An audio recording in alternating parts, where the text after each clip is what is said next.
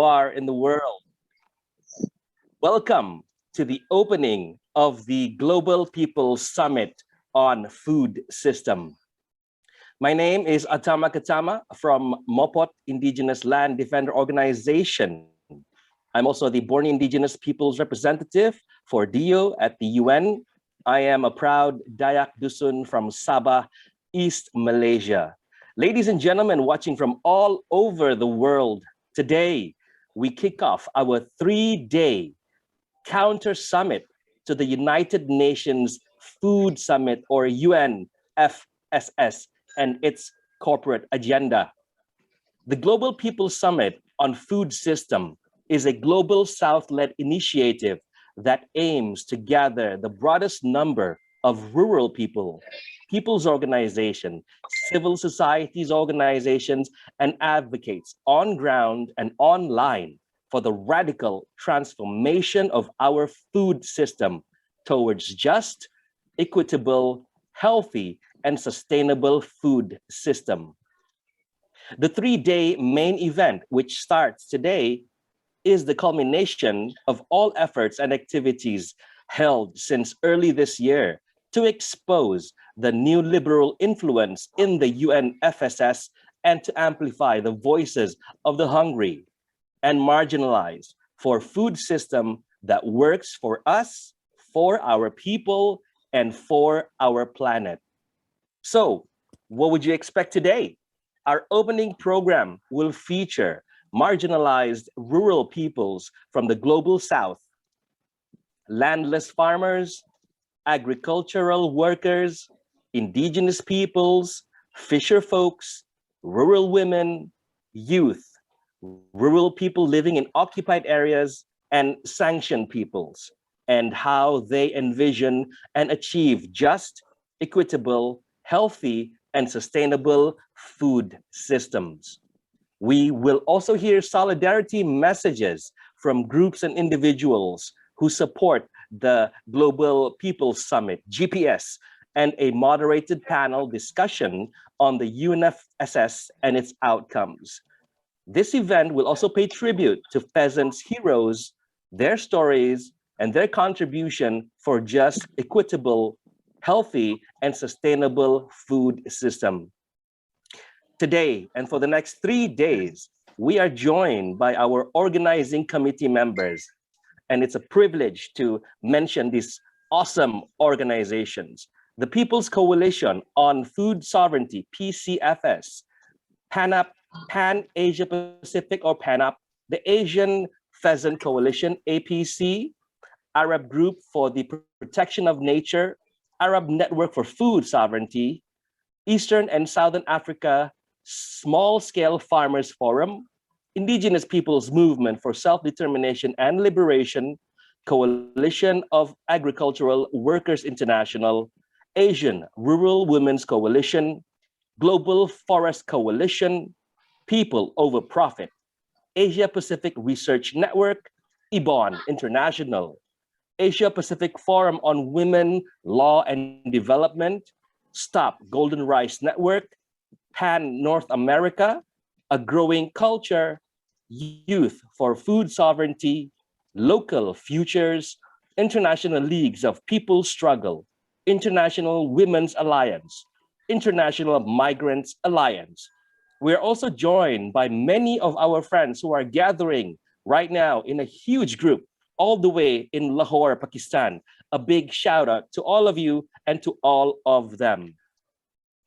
Ladies and gentlemen and friends from all over the world, let us begin now with our opening sessions. Here is Sarojini Rangam from Pesticide Action Network Asia Pacific for the opening remarks, followed by a cultural presentation from Indonesia. Sarojini Rangam, the floor is yours. Thank you, Atama. I can't switch on my video. It says the host has stopped it. Okay. Anyway, welcome everyone, and welcome to everyone to the Global People Summit. And this is really for us, we are the resistance. We are the resistance to the global corporate food empire that is behind the anti-people UN Food System Summit.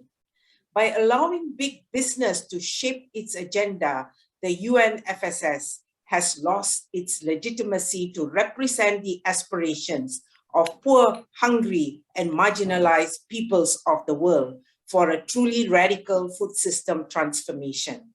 The UNFSS projects an image of inclusiveness and democratic participation with its host of events, meetings, and dialogues with people's organizations and civil society. But it remains unclear how the agenda and demands of small landless farmers, indigenous peoples, fisherfolk, workers, pastoralists, women, youth, consumers, and all those that advocate for food sovereignty, agroecology, and human rights will be carried in the summit's outcomes, much less carried out by the global policy makers. The whole process of the UNFSS, from its inception, its pre-summit, and up to its culmination on September 23rd, has been filled with opacity. It has lacked opportunities for people and their movements to participate in a meaningful way and to steer the direction of food systems transformation that people and the planet needs. What is clear is that the UNFSS has ignored the structural causes of hunger and poverty. These are rooted in the global food systems being dominated and exploited for profits by unaccountable transnational corporations in food and agriculture, and increasingly in digital technology and finance. We call this imperialism. It's alarming and enraging. The latest report on the state of food security and nutrition paints a very grim picture. In 2020, 118 million more people faced hunger and 230 million more people faced food security. Obviously, the COVID-19 pandemic played a role in such huge increases. But we know that long before the pandemic, imperialism has already been pushing more and more people into destitution and famine. If food systems were really to be transformed, if hunger, poverty, and maldevelopment were to be truly addressed in a sustainable way, we must resist and defeat imperialism. We must dismantle the corporate empire of agribusiness giants, agrochemical TNCs, the pesticide industry, big tech, and global finance oligarchs. The Global People's Summit for a Just, Equitable, Health, and Sustainable Food Systems, or the GPS, is our contribution towards further building and strengthening the global people's movement that will challenge the monopoly control of transnational corporations over food and agriculture. Through the GPS, we aim to gather, we would like to gather and consolidate, promote, and build campaigns on the concrete policy demands and advocacy from different countries, regions, and sectors to advance food sovereignty and to transform the food systems and make it truly just, equitable, healthy, and sustainable. This has been facilitated through the various national and regional events that Atama had mentioned earlier on, and sectoral and thematic workshops that were carried out in the past 6 months by the 22 global and regional organizations and networks which make up the organizing committee of the GPS, along with our national and local partners and members.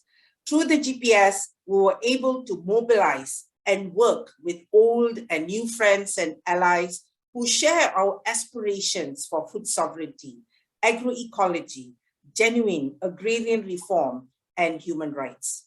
Those who believe in land to the tillers, those who reject monopoly control plunder and destruction of our natural resources for corporate profits. we were able to mobilize and work with those who share our vision of a future where the communities of people in an environment of true people's democracy and sovereignty are decisive in determining the direction and priorities of food and agriculture.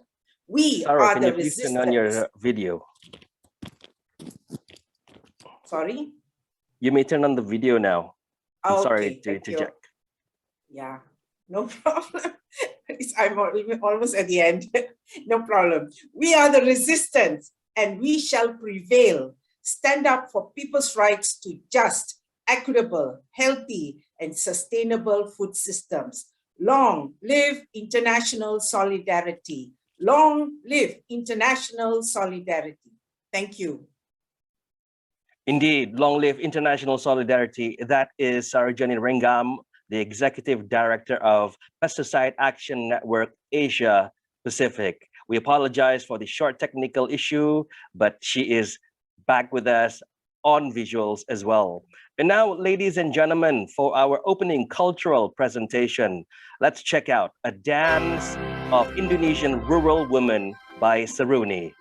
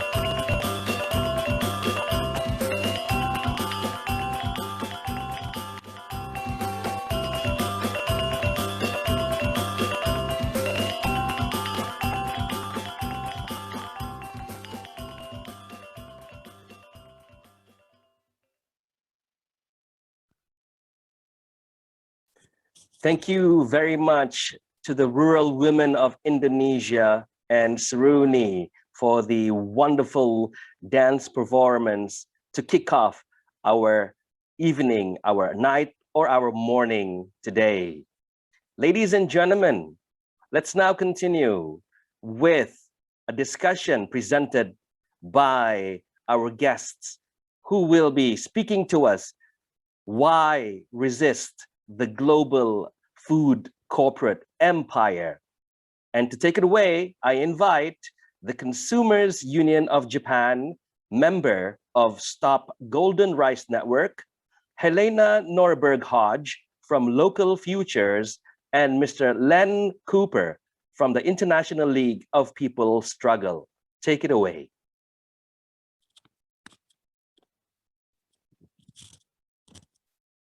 Hello, everyone. I'm Michio Koketsu of Consumers Union of Japan. First of all, I would like to inform you that Consumers Union of Japan are raising our voice against the recent approval of commercial cultivation of golden rice by Philippine government. In Japan, the distribution of gene-edited foods was approved for the first time in Japan last December. Immediately, we started a campaign against gene-edited foods. The gene-edited foods are called the new GMOs.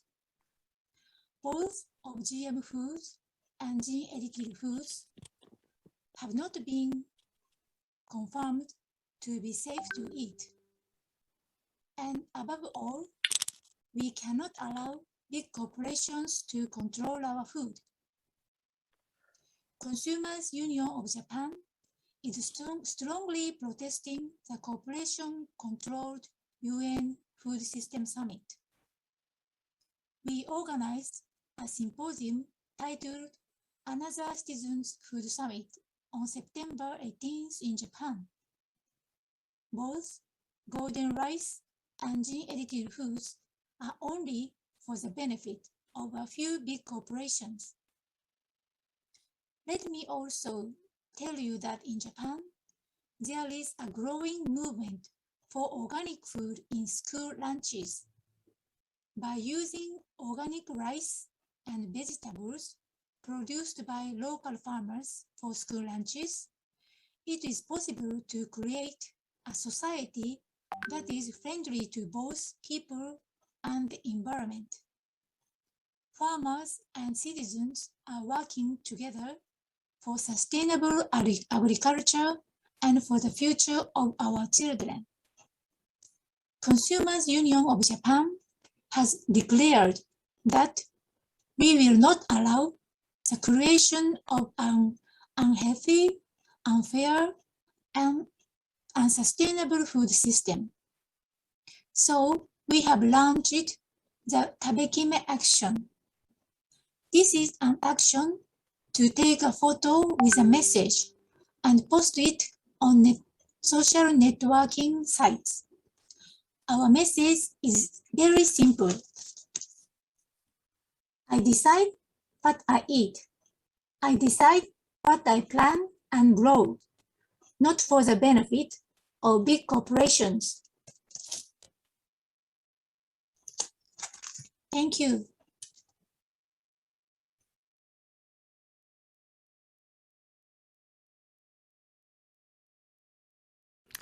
In order to create more just and more sustainable food systems, it's pretty obvious what we need to do. We need to do exactly the opposite of what our governments have been doing for a very long time now, for generations actually. They have been pushing farmers to produce bigger and bigger monocultures for export, longer and longer distances, larger and larger scale, all of the time supporting global traders at the expense of farmers, local communities, local economies, and even the national economy. This pressure to produce for the global market has created a food system that now is insane.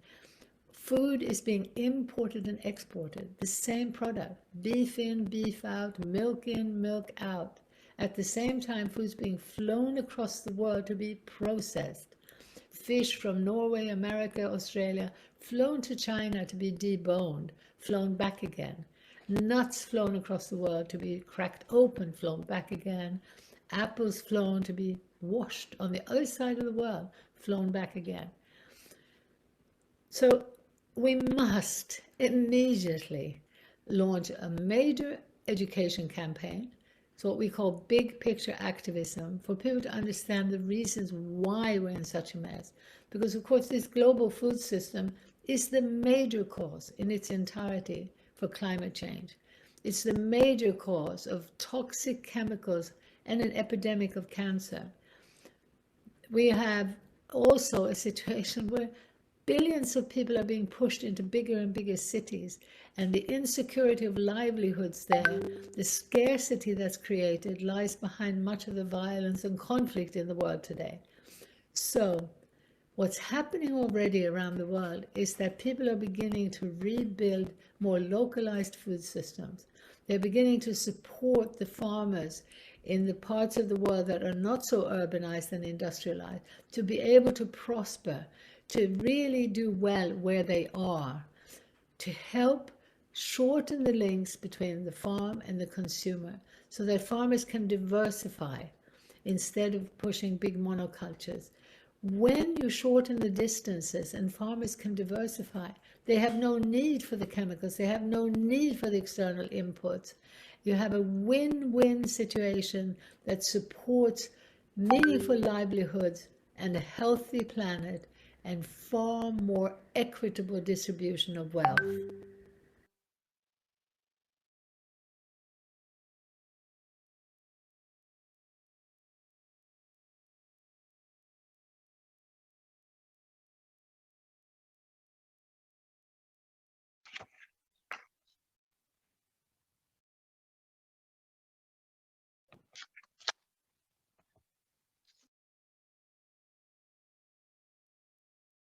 On behalf of the International League of People's Struggles, ILPS, I welcome the participants and organisers of the Global People's Summit, GPS, on food systems.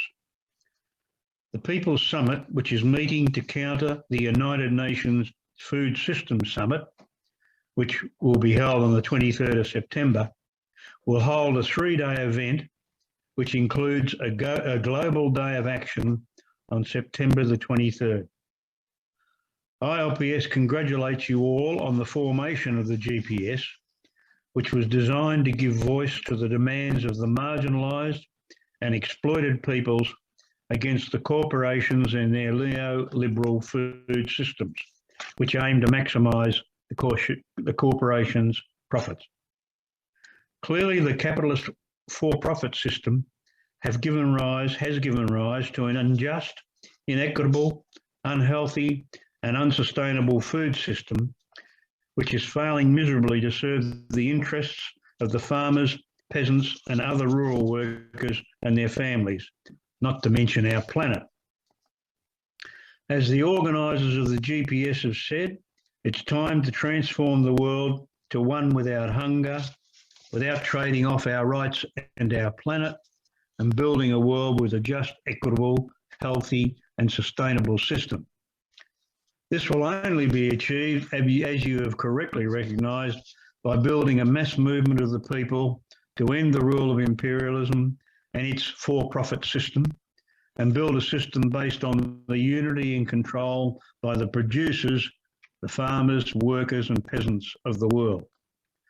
On behalf of the ILPS, I wish you well for your summit and your Global Day of Action as you mobilise towards a world controlled by the united producers of the globe and end the rule and control of the self-interested profit makers. Long live international solidarity, transform the world. Len Cooper, Chairperson of ILPS. Thank you. Thank you very much to our first 3 speakers from Consumers Union of Japan, from Local Futures, and from ILPS. For those of you who have just joined us, welcome to our opening of our GPS. We are now live on People's Coalition on Food Sovereignty, PCFS Facebook page. Please share with us your thoughts, share with us your messages of solidarity and support.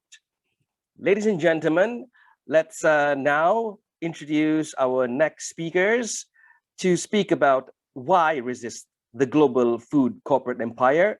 We are joined by HDO, tea plantation women worker who will be sharing their community situation, and the Heritage Protectors documentary trailer on agroecology. Let's check it out.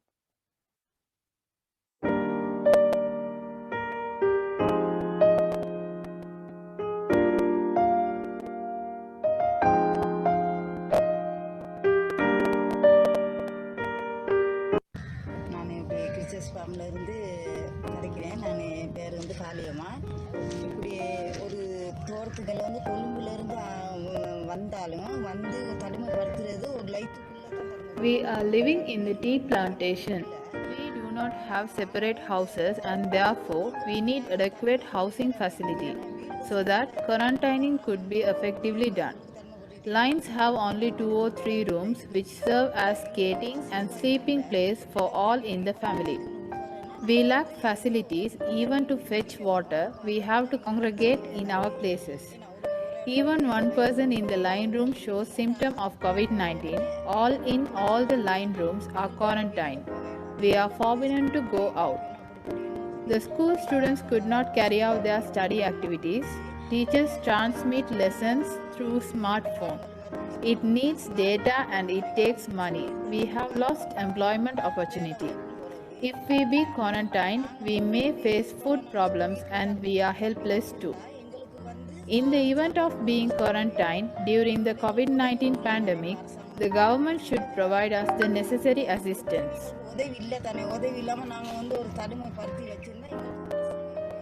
The line rooms were constructed during the British rule around 150 years ago. Still, we are living in those houses. Most of the youths, men and women have no jobs. No land, also therefore, we are living in a poor situation. Plantation workers are most marginalized. Government should do development programs because we are also citizens of Sri Lanka. நீங்க தோட்டத்து தொழிலாளிகளுக்கு தயவு செய்து என்ன நீங்க வந்து பாருங்க பார்த்துட்டு செய்யுங்க ஏன்னு கேட்டா நீங்க அரசாங்கம் எந்த உதவியுமே செய்யறதில்ல தோட்டத்து தொழிலாளிகளுக்கு.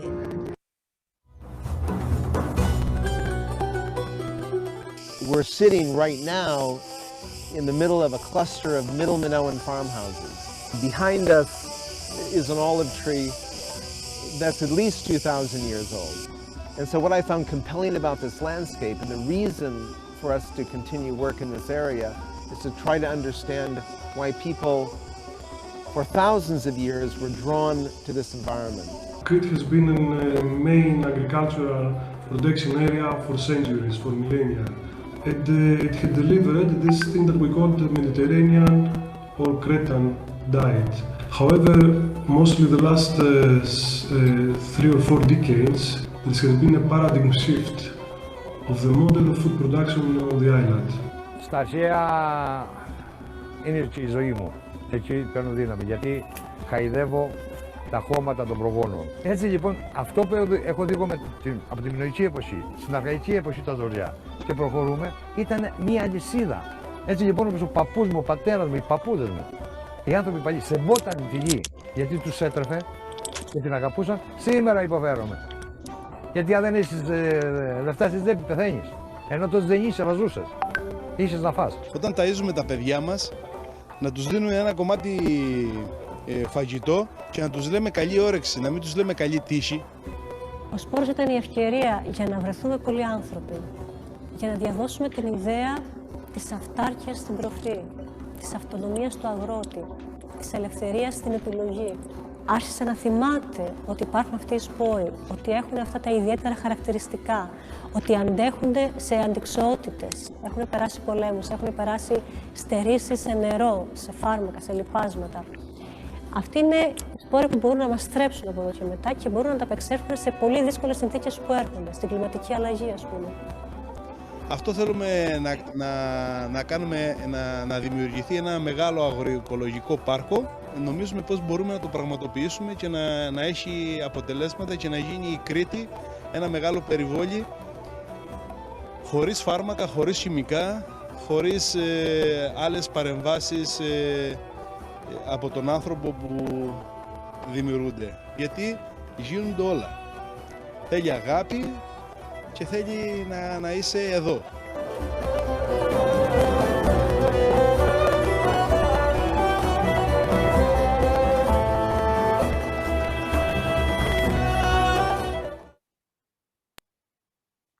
I thank the presenters from Sri Lanka and Greece. Indeed, ladies and gentlemen, as heritage protectors, farmers, and tillers of the soil, we are one.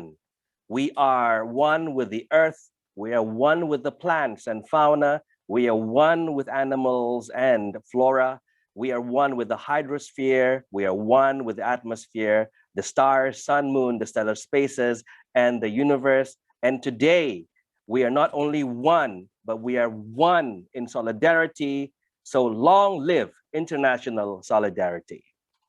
Ladies and gentlemen, we have launched counter mobilizations this year from July the 2nd to the July 29th, entitled Siege the Summit, in hashtag Siege the Summit. It is the voices and demands of marginalized rural peoples from the global South which were highlighted. More than 100 organizations at the local, national, regional, and global levels organized or participated in various consultations, workshops, webinar, and other online forums, including massive street mobilizations. In this video, let us witness the pre-summit mobilization entitled Siege the Summit.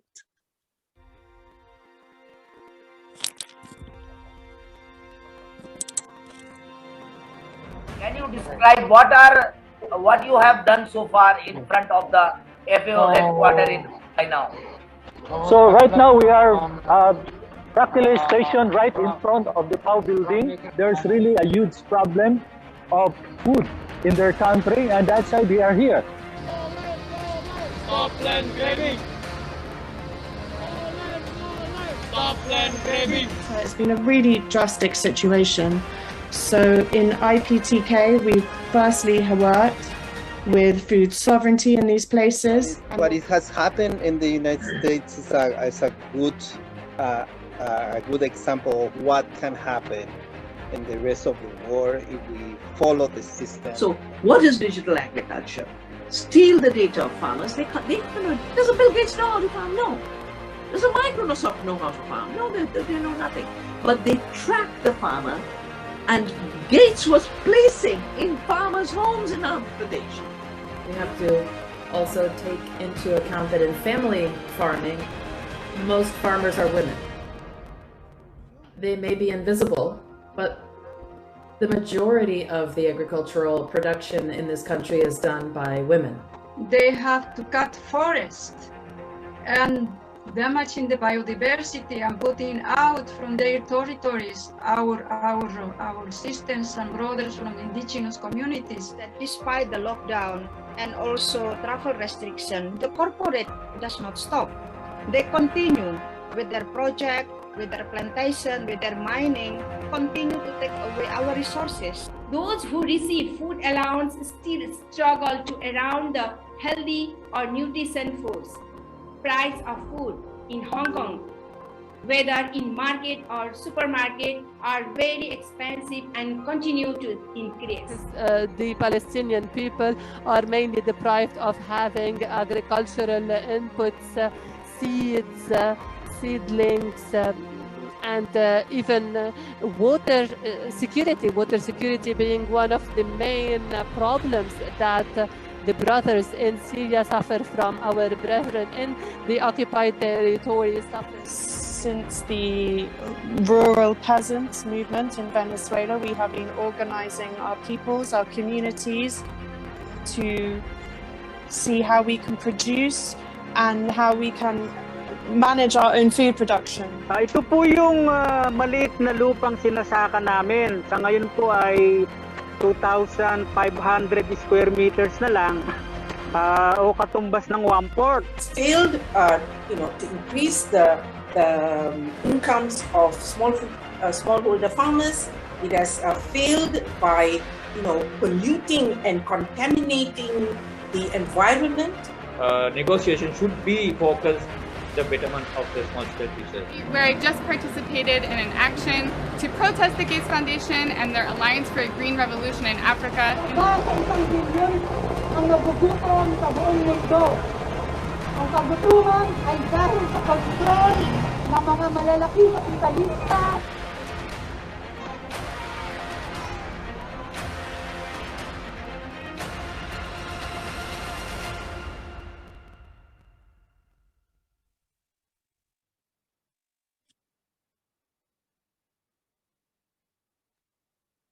We are living in an age of crisis, a crisis of climate, a crisis of food is looming in front of our very eyes. And that is why we are gathered here today, tonight, this morning, all over the world, in the opening of the Global People's Summit on Food System. I'd like now to invite for critical inputs on the discussion regarding the outcomes so far by the United Nations Food Summit System, their organizers and their people. I'd like to invite Mr. J.J. Lahoy from Ibon International to provide inputs and critiques. You have the floor, my friend. Hello, good evening, good afternoon, or good morning to our colleagues around the world. Actually, I'll be moderating a discussion featuring our panelists from the GPS. And we are actually 2 days before the official UNFSS, before it begins in the 23rd of September. But even before then, we already understood the corporate agenda at play in this summit. It was clear even in the run-up to September, including their Rome pre-summit last July. Hence, we have our summit theme of resisting to end the global corporate food empire. To actually kickstart our discussion along these lines of critique, we will hear a short input from Sylvia Magliari of the People's Coalition on Food Sovereignty. She is the co-chair of PCFS. So Sylvia, you have the floor. Thank you, JJ. Warmest greetings to everyone. Yes. The World Food System Summit will be held a day from now, September 23rd. It will be held in a situation wherein almost a third of the world's population suffer from moderate to severe food insecurity, around 2.37 billion people of the world. By 2030, it is estimated that around 660 million more may face hunger due to lack of access to adequate food, partly because of the lasting effects of the pandemic to food insecurity, but more on the crisis, the pandemic that has been affected by the monopoly control of the food systems in the world. Moreover, 41 million people more in 43 countries are at risk of famine, up from 27 million in 2019. This is not to say, this is not even to mention, the data we have on global unemployment as expected to stand at 205 million in 2022. Now, when the World Food Summit was first announced by no less than the UN Secretary General during the last quarter of 2019, in order to effect game-changing solutions to the problem of hunger, to the problem of poverty brought about by hunger.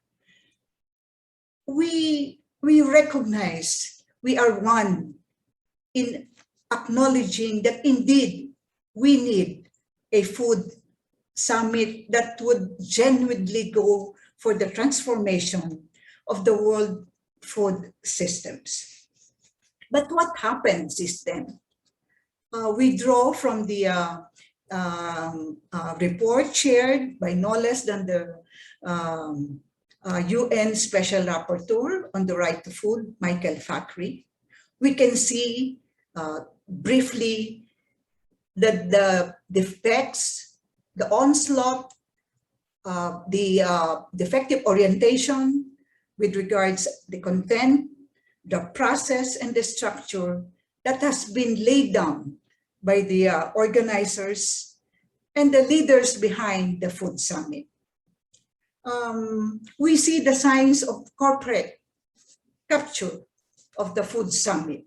We see, as we said then, that what would be laid down in the dinner table from the menu to those who would be invited to eat, to those who would be determining what to talk about over the table, would not be the majority of the suffering of those rural food producers who are responsible, who are toiling their backs to feed the world.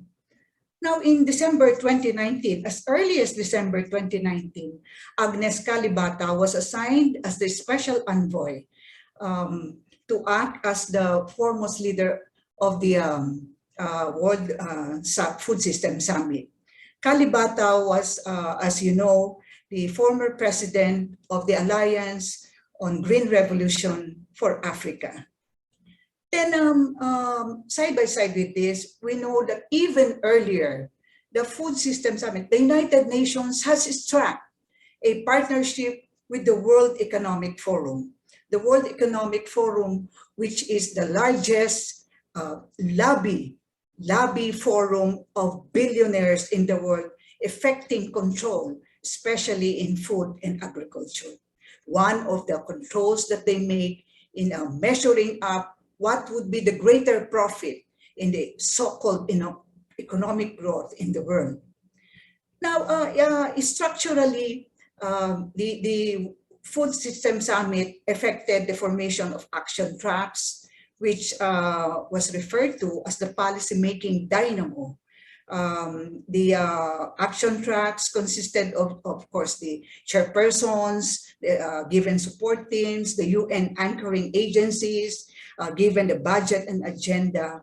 But already we can see that each action track was provided a strong support, actually already influencing the perspectives of each action track by assigning champions that belong to the biggest agro-food corporations in the world, like GAY, like the influence of Monsanto, Syngenta, and all the other, name them, in influencing these action tracks, which would be processing policy proposals, which should have been gathered in a series of sectoral, intergovernmental dialogues in the roundup towards the holding of the Food Summit. Of course, you have the advisory committee, you have the scientific group, you have the champions group. Noticeably also, as accounted for, as early as January 2020, because there are existing multilateral agencies who have been into the study of food, or into the study of what should be affected in the various thematics concerns regarding food system, like the Committee on Food Security, of course, of the United Nations too, it was noticeable that they were even left out in all this processing, in all this structural setting up of the Food Summit. The CFS was talked to in January 2020, of course, but it was not until November 2020 that it was really decided that it should be invited into the advisory committee of the summit. But the effecting of this invitation only came in March of 2020, side by side with the invitation of the Committee on the Right to Food of the Food and Agriculture Organization. Now, so much for the working together with the multilateral agencies of the, in itself, of the United Nations food system. But most importantly,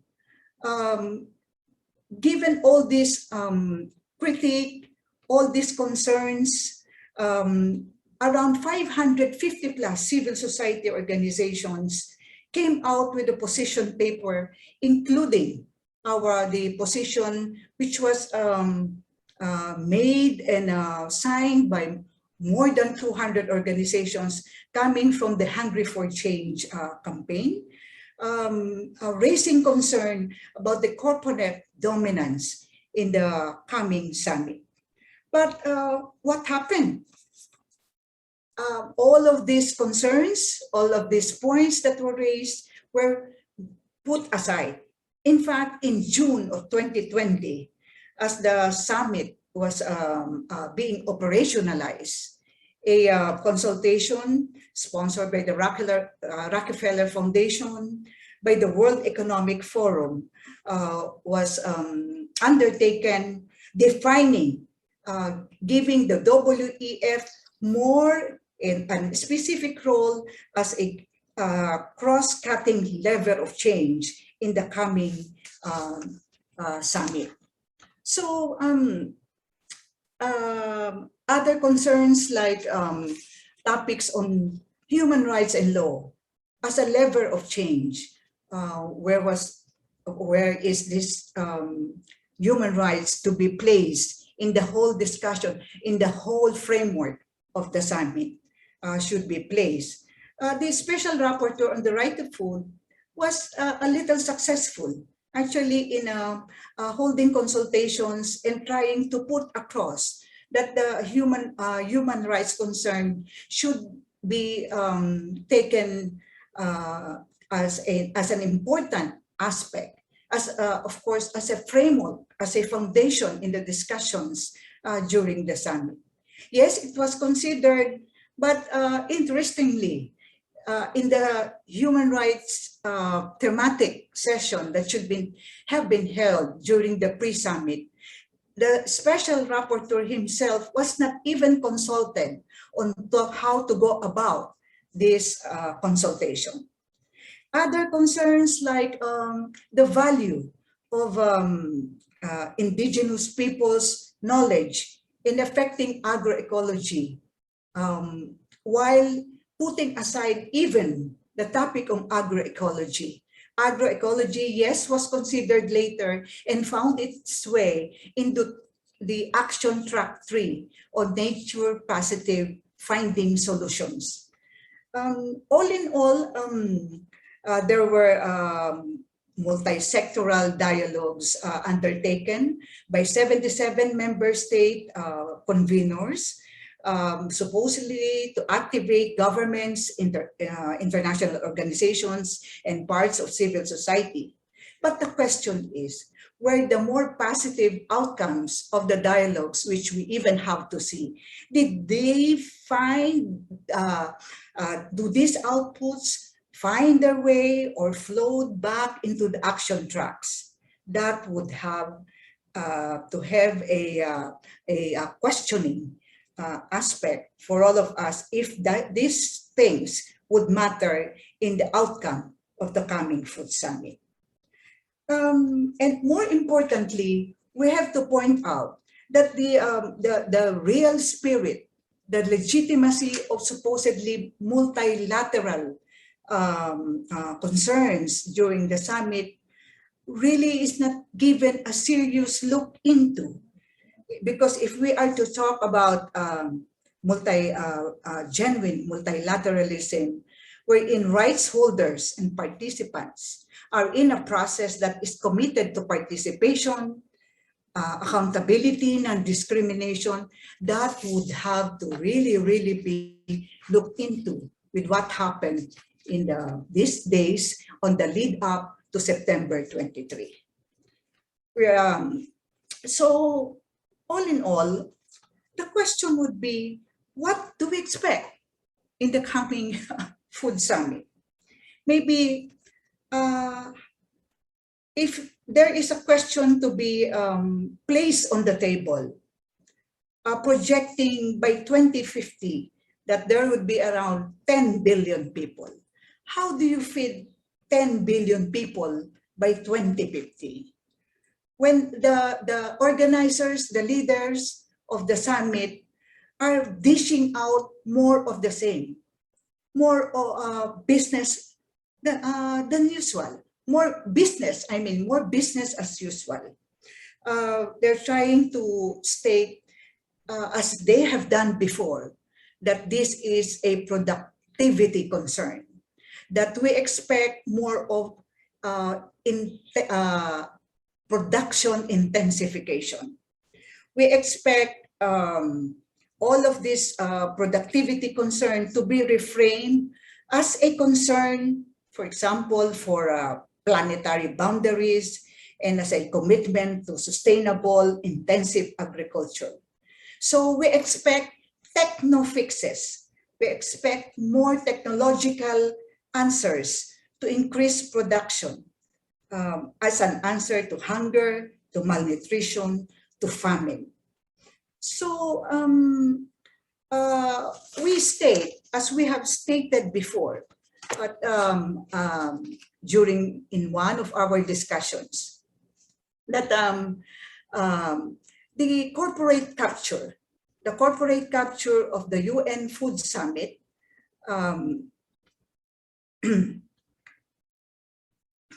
excuse me for my getting this sort of. The corporate capture of the UN Food System Summit really represents a live reality, that corporations own and control the means, processes, and resources in food and agriculture, that billionaires from imperialist countries are more powerful than elected governments and civil societies combined in shaping global policies, that our food systems are really not meant to serve the needs and aspirations of the people, but is solely run by and subservient to the profit motive. So in the end, in the final analysis, where does the decision lie? And what has been shown by the movement, by the people's organizations, by those belonging in this one big global people summit, when we have decided to hold this counter food summit. This is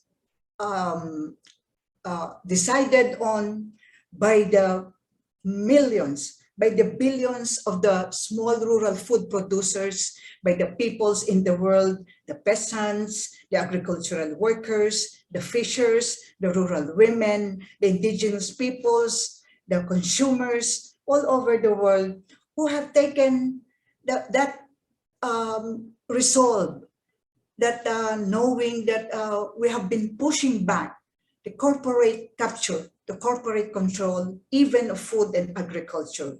So the power lies in the hands of the small and landless and the toiling masses of the world.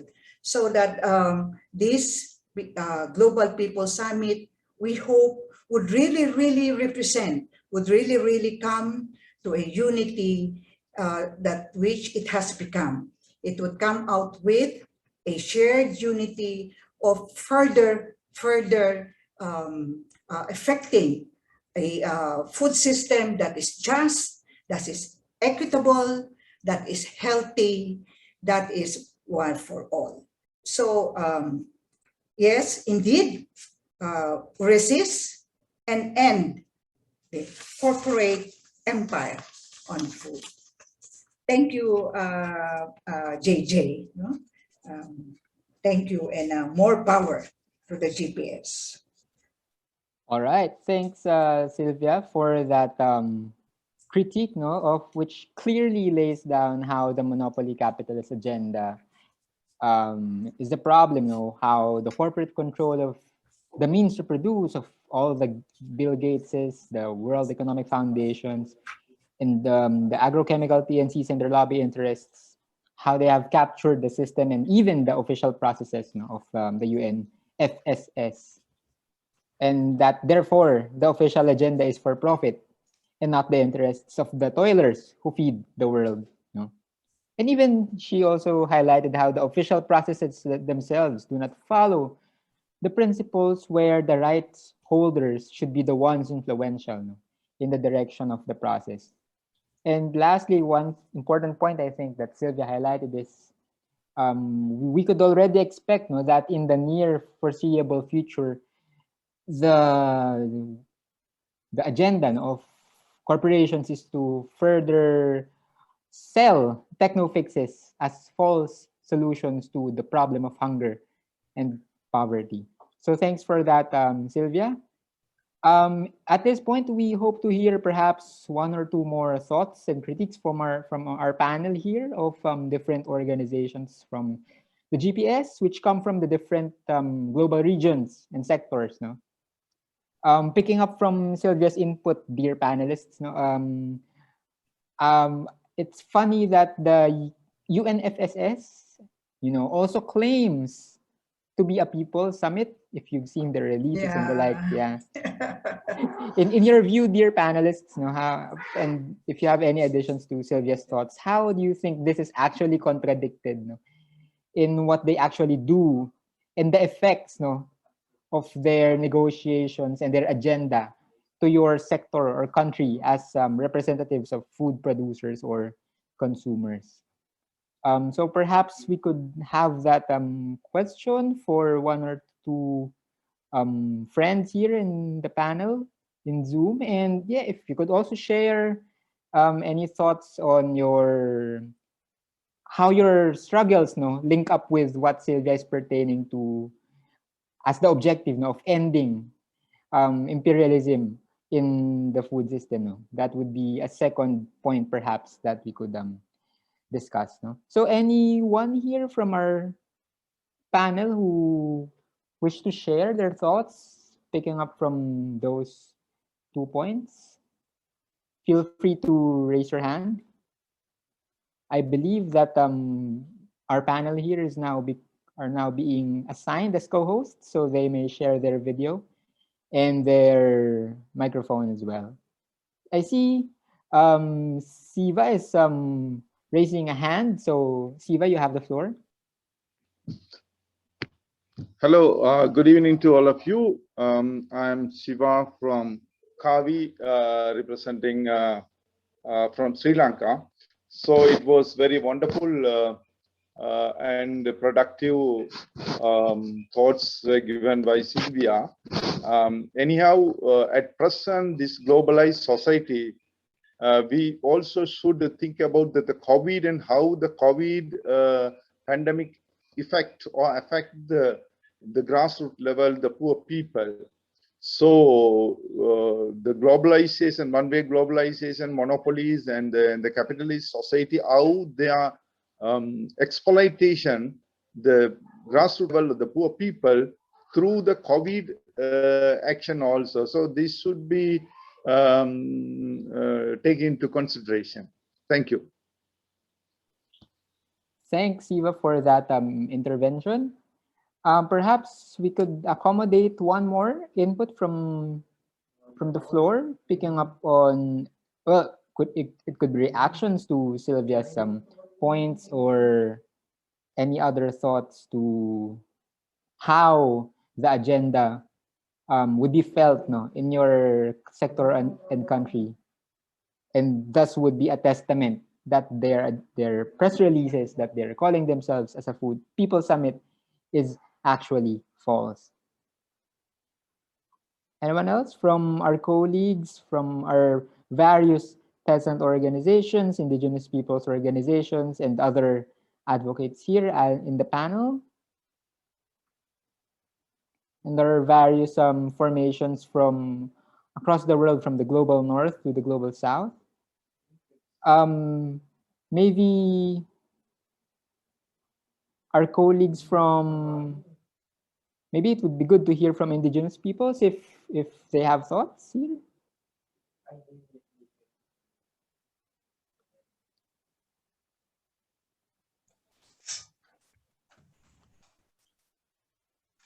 Anyone? So should I call? Yes. Hi, Jay. Thank you, everyone. And thanks to Jiten. Sylvia for the presentation and also the critique of the UN Food System Summit. I do agree from the indigenous communities. It's a sector. It's really important to highlight the challenges of the ongoing UN Food System Summit, the increased corporatization, the increased focus on the commercial and market-oriented agriculture, food production system. I think that is very much detrimental to the to just and healthy and sustainable food production system that not just the panelists, but even which has been shared in today's videos in earlier part of this meeting today. And one of the biggest challenges among the indigenous community is the increased targeting of indigenous people's land and their territories and their resources. And like in the case of India, for example, there are a series of policies and initiatives that are detrimental to indigenous people's practice of traditional and diversified food production systems. And also the pursuance of unsustainable large-scale developmental process, and it also led to huge accusation and undermining of indigenous people's rights over the land and resources, and even the perpetuation of the traditional agriculture pattern. So this neoliberal model and market-oriented commercial food production system, I think this needs to be challenged, and we all, and across sectors, we really need solidarity to each other to defend our land, to promote our sustainable food production system, and also strengthen our force against all corporate and market-oriented kind of system that would increase threat to people's land and lives and their future. Yeah, with that, I would like to thank you. Thanks, Jiten, for highlighting the perspective of indigenous peoples and how it is a contradiction that the UNFSS could call itself perhaps a people summit, but then again, it's for market-oriented, as you've said, false solutions that will result to rights violations and the right to violate the right to land and self-determination as well. I believe we could accommodate one final word perhaps from our panelists here. I believe Azra would like to share some quick thoughts before we synthesize. Azra? Hello. Thank you so much.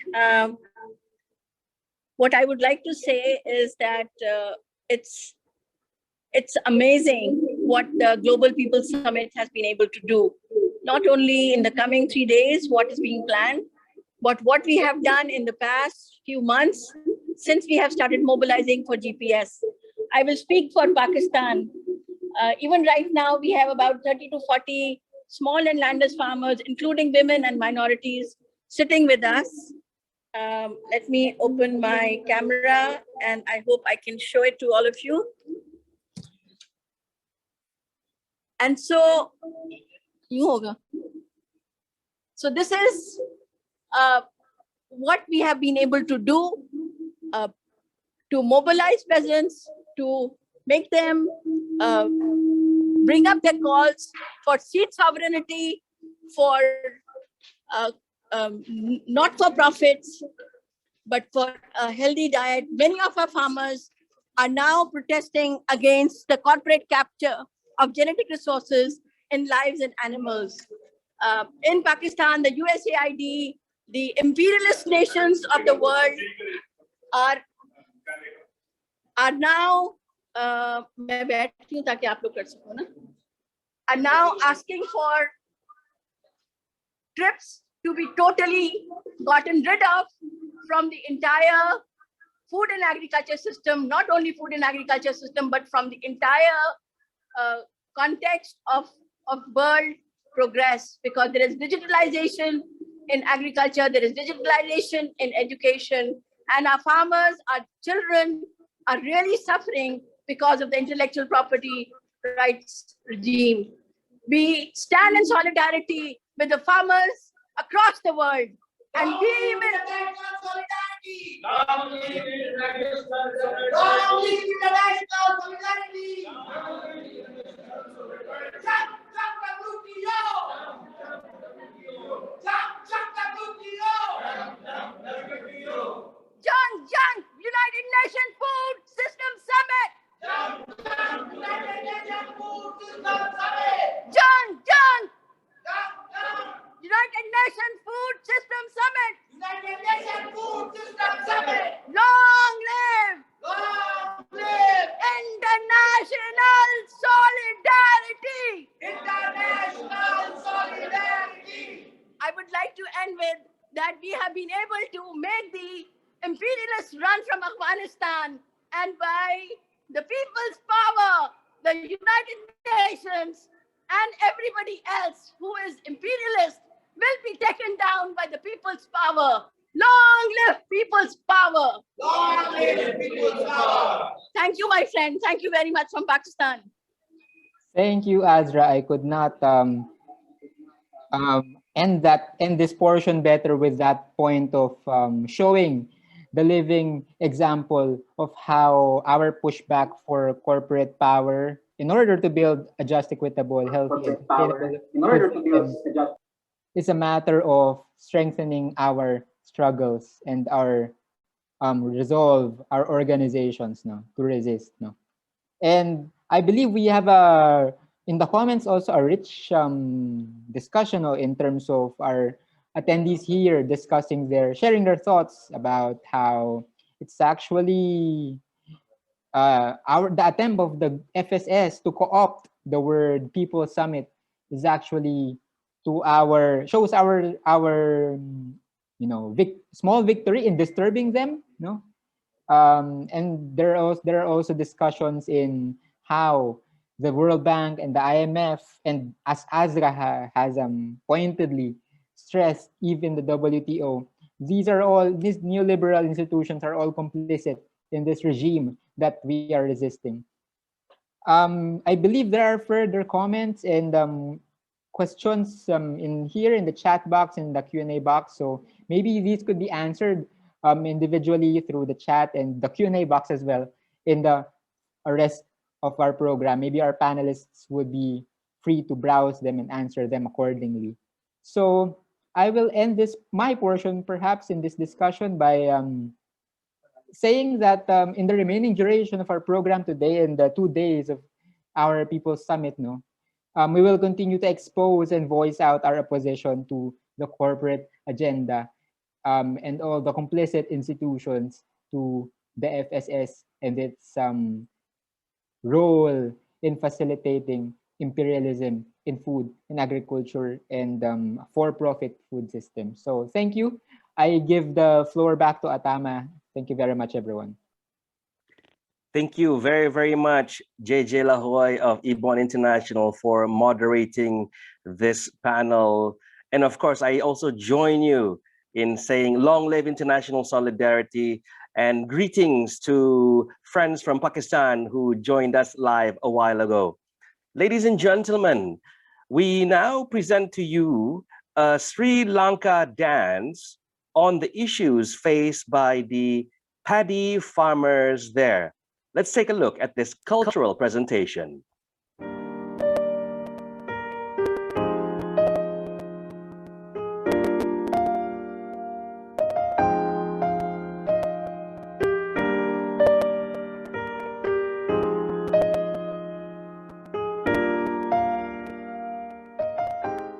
This song is about the farmers and the difficulties they are facing in paddy cultivation. The farmers borrow loans from the banks and village moneylenders for farming activities, like to buy seeds, livestock, and equipment. But they are unable to pay the monthly interest because of the crop failure due to inadequate rainfall and other issues. So due to the inability to repay the loan, the farmers are suffering from many problems and some farmers are committing suicide due to high debt burden.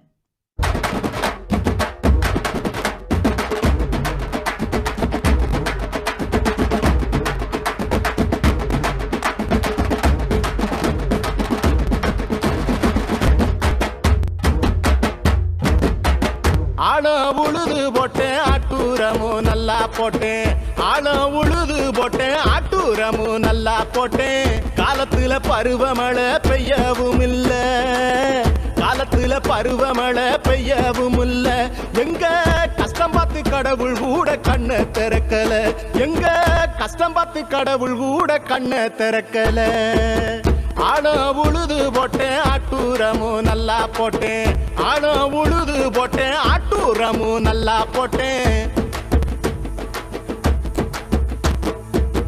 ஒண்ணுக்கொன்னு கடனை வாங்கி ஒண்ணுக்கொன்னு கடனை வாங்கி உழுவ 2 மாடு வாங்கி ஒண்ணுக்கொன்னு கடனை வாங்கி உழுவ 2 மாடு வாங்கி வட்டி பணம் கட்ட கூட நெல்லு விளையல வட்டி பணம் கட்ட கூட நெல்லு விளையல எங்க சட்டி முட்டி சாமானெல்லாம் வட்டி கடையில எங்க சட்டி முட்டி சாமானெல்லாம் வட்டி கடையில அரசாங்க லோனு வாங்க 6 மாசம் அலைஞ்சு பார்த்தேன் அரசாங்க லோனு வாங்க 6 மாசம் அலைஞ்சு பார்த்தேன் அப்பவா இப்பவான்னு அலைய விட்டாங்க அப்பவா இப்பவான்னு அலைய விட்டாங்க ஏன் மானாவரி பூமியத்தான் காய விட்டாங்க ஏன் மானாவரி பூமியத்தான் காய விட்டாங்க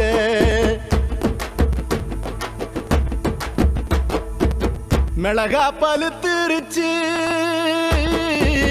மிளகா பழுத்திருச்சு வெண்பருத்தி வெடிச்சிருச்சு மிளகா பழுத்திருச்சு வெண்பருத்தி வெடிச்சிருச்சு கந்து வட்டிக்காரன் வந்து வீட்டை தட்டுறான் வந்து வீட்டை தட்டுறான் இங்க கடன்பட்ட விவசாயிங்க தூக்குல தொங்குறான் இங்க கடன்பட்ட விவசாயிங்க தூக்குல தொங்குறான்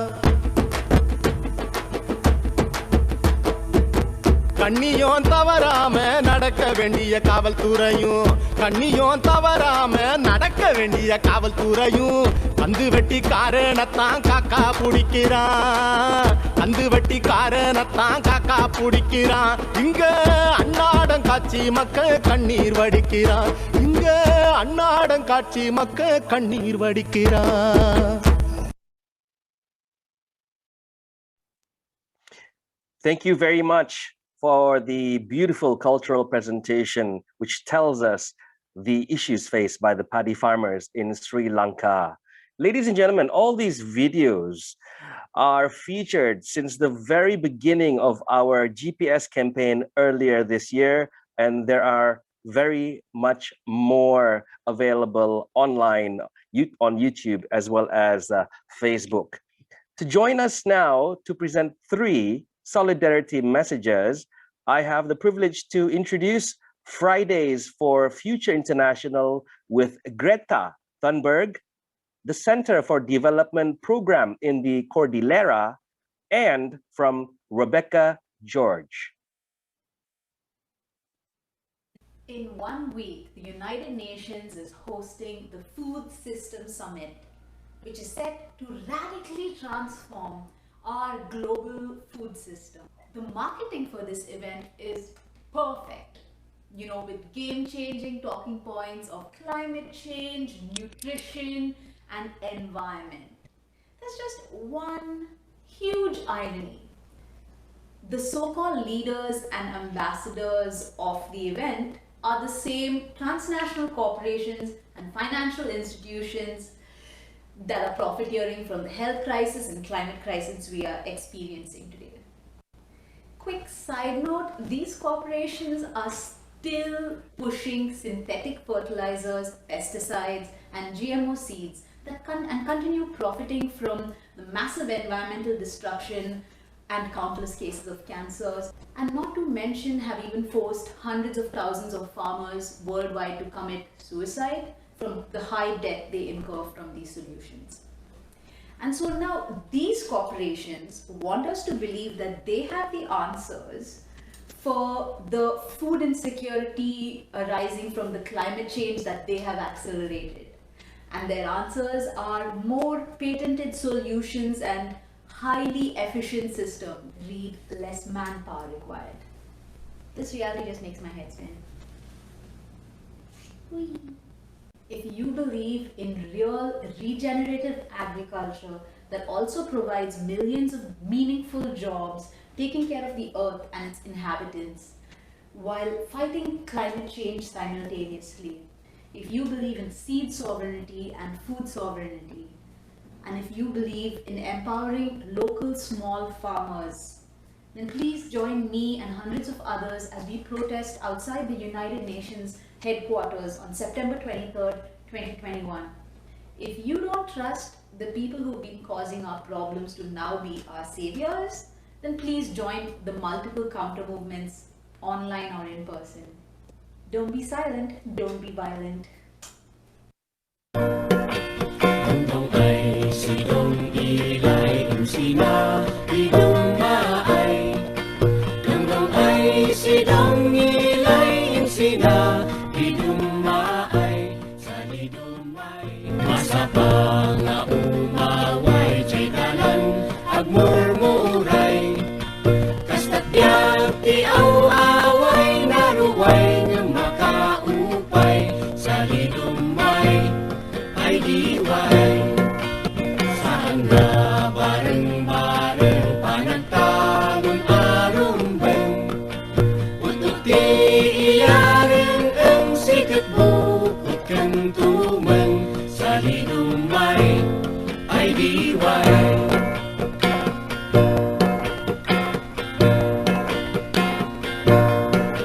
Tungtung ti panag-apit tinakang ko kat nasakit Mang tetinang na mga panganda Inalaka sa lidumay ay diway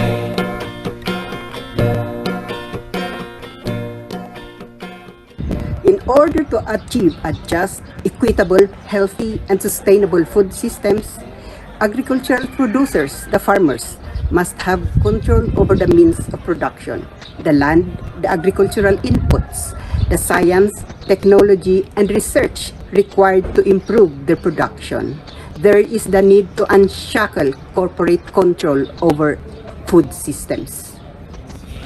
Intayong alutusigan nagiti mangiruruman Dasiti apod nagaagraman Napabuyod da sa lidumay ay diway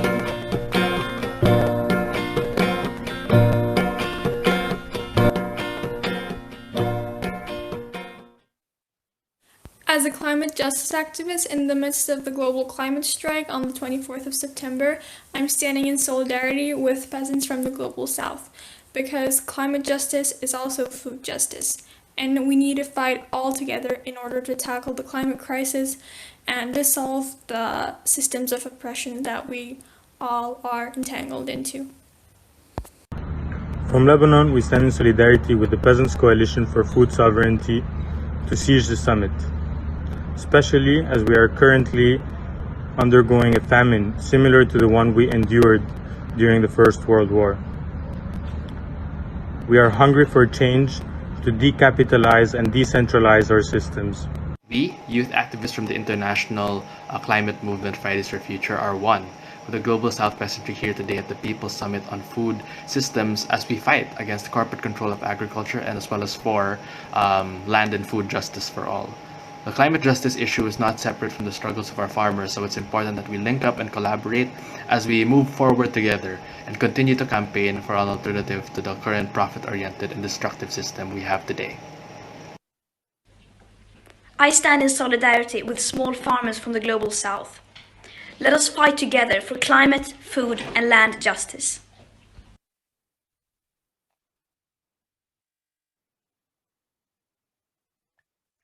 Ladies and gentlemen, let us now welcome 4 members of the organizing committee to share with us how do we envision and how do we achieve a just, equitable, healthy, and sustainable food system. We're joined by Jiten Yumnam from the Indigenous Peoples Movement for Self-Determination and Liberation, with Roland Aziaka from Welfare Togo, our PCFS African member, from Razan Zuwaiter from Arab Group for the Protection of Nature, and Randy Perdana from Aliansi Gerakan Reforma Agraria. Let's take a look at these messages.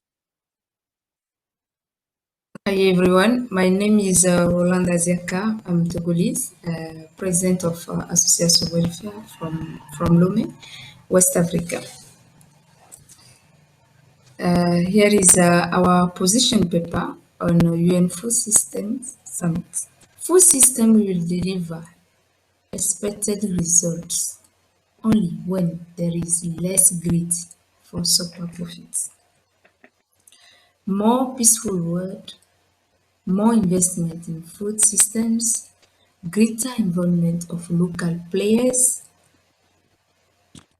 poor food producers policies, less reliance on foreign food aid, increased subsidies to food producers in food insufficient countries.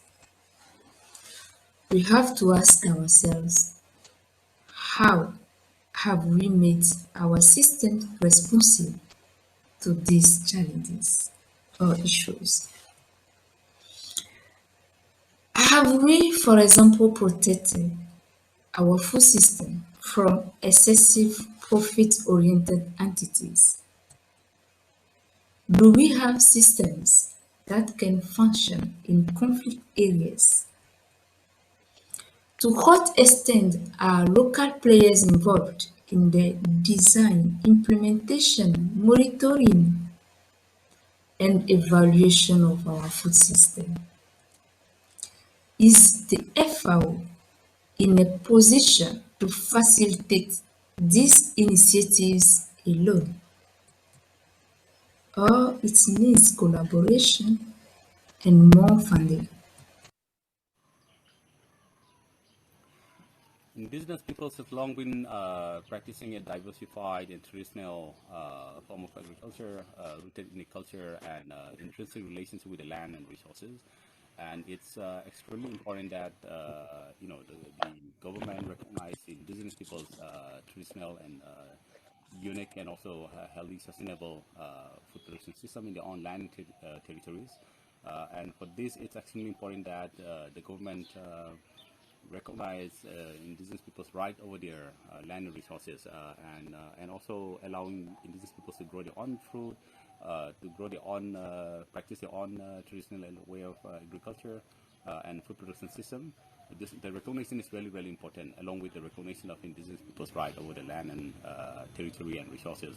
And it's extremely important to recognize the unique and intrinsic form of agriculture, which provides a healthy and diversified and very nutritious and healthy, sustainable food, through the indigenous people's food production system. And it's really important that the indigenous people's right over the land resources, and also indigenous people's self-determined development, including practicing their own traditional form of agriculture, pursuing their own traditional way of life, including the right and role of indigenous women, for example. I think it's really, really important. And another very important point to promoting a healthy and sustainable, just form of food system is for the government to stop imposing aggressive and unsustainable development model, which is rooted in economic development.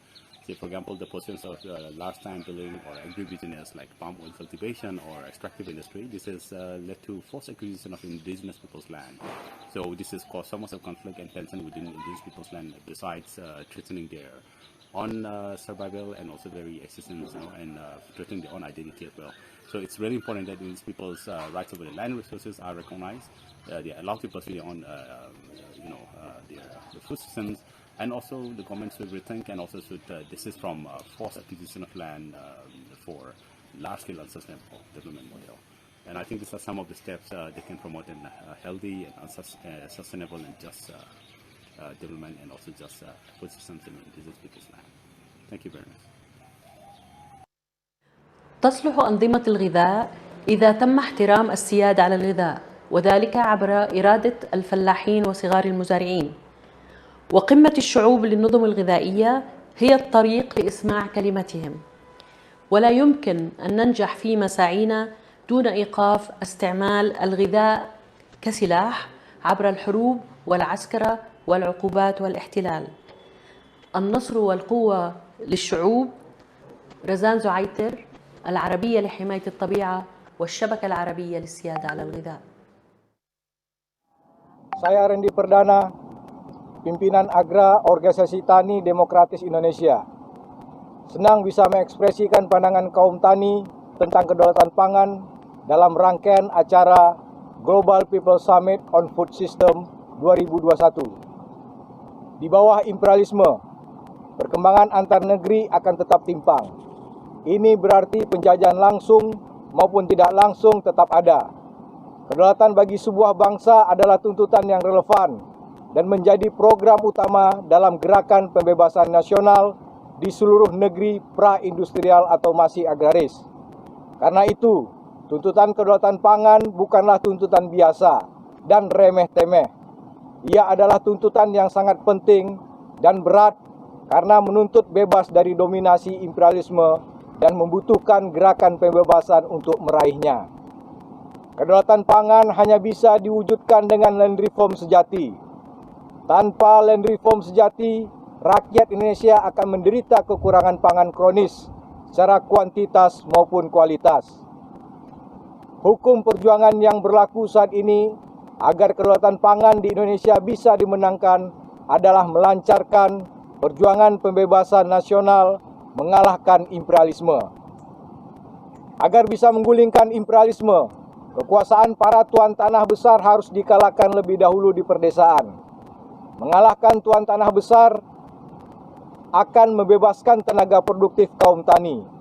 Semua ini mustahil bisa dijalankan oleh kaum tani dan mereka yang menyebut dirinya sebagai aktivis tani semata.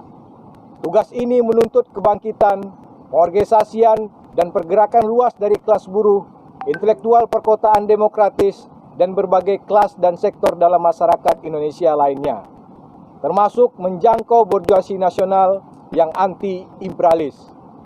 Mobilisasi seluruh rakyat untuk land reform sejati, mobilisasi kaum tani untuk produksi pangan yang cukup dan sehat untuk keperluan bangsa dan rakyat sendiri, ciptakan industri pangan tanpa dominasi imperialisme. Long live international solidarity. I thank the organizing committee members for their shout outs and for their views. Ladies and gentlemen, I have the pleasure to again invite all of you to join us at the Global People's Summit on Food Systems. We have side events on the 22nd of September. There will be 3 thematic side events and national activities.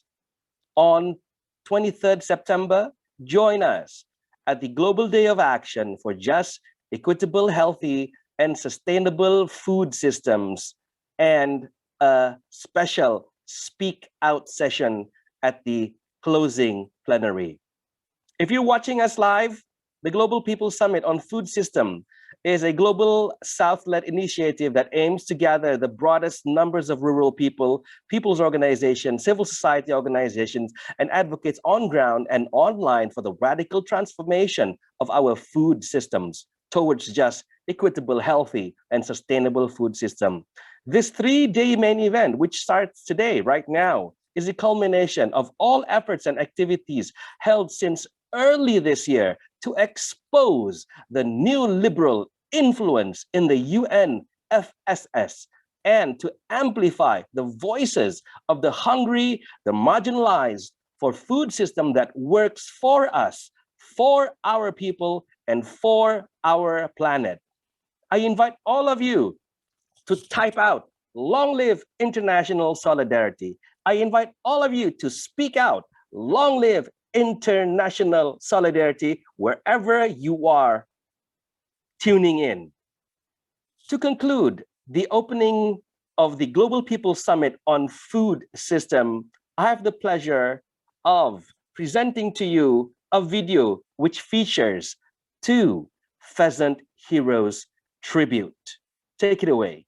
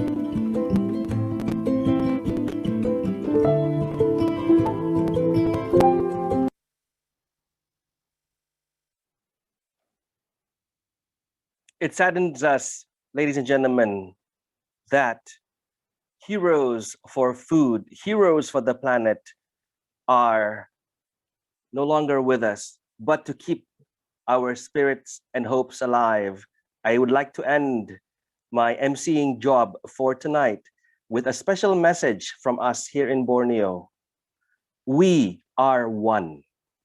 We are the very earth and land, the plants and flora, the animals and fauna. We are the water and the hydrosphere, the wind, the atmospheres. We are one with the stars, the sun, moon, the stellar spaces, and the universe.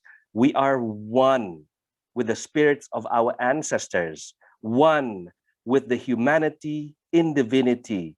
We are one in divinity and in humanity. Long live international solidarity, and do join us at the Global People Summit on Food Systems side event and closing day of action. Till we see you again, it's been an honor to host this wonderful day. This is Atama Katama from Kota Kinabalu, signing off with Kopi Sunduan. Adil Catalino, Bachuramin Kasaruga, Basengat Ka Jubata.